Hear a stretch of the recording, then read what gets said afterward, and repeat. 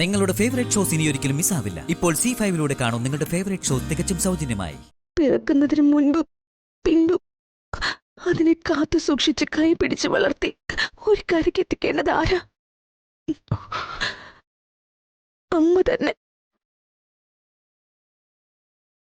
അതിന് തോറ്റുപോയ പിന്നെ അവളൊരു പെണ്ണാണെന്ന് പറഞ്ഞിട്ട് എന്തിനാ?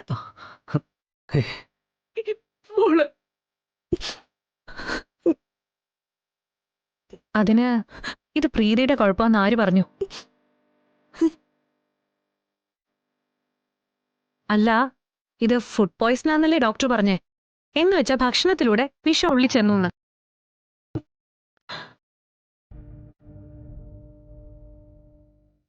രാവിലെ മുതൽ പ്രീതി വീട്ടിലുണ്ടായിരുന്നു.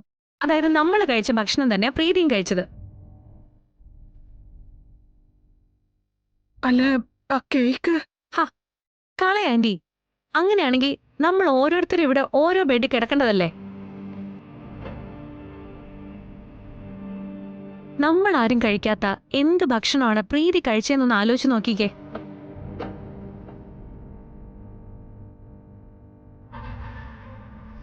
അമ്മക്കൊരു തരം പായസോ?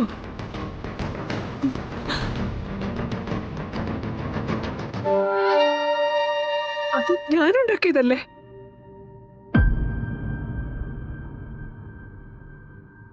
അയ്യോ, ഇനി അതില് സേമിയ പഴകിയത് മറ്റോ ആണോ? സേമിയ പഴകിയാൽ ഒരു ഛർദിലോ തലചുറ്റിലോ ഒക്കെ ഉണ്ടാവുള്ളൂ ആന്റി. ഒരു ഗർഭം ഇളക്കണം എന്നുണ്ടെങ്കിൽ പായസത്തിൽ വിഷം തന്നെ ഉണ്ടാവണം. അതും കടുത്ത വിഷം.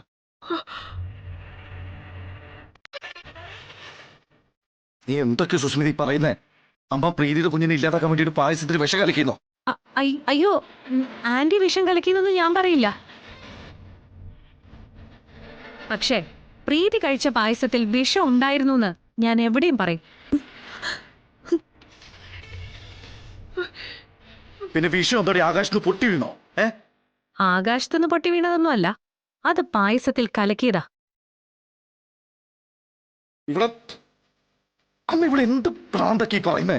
ഭ്രാന്തല്ല, സത്യം. പച്ചയായ സത്യം.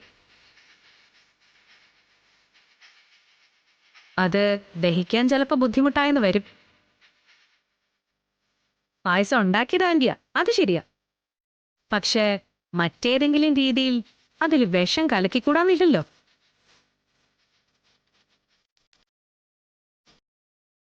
എന്ന് വെച്ചാ നീ അതിൽ വിഷം കലക്കിന്നാണോ?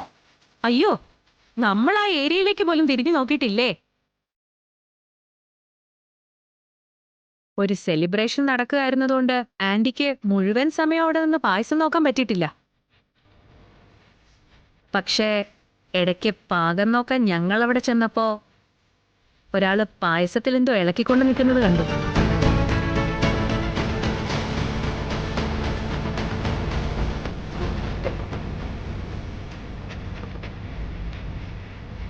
ശാലിനി, ശാലിനി,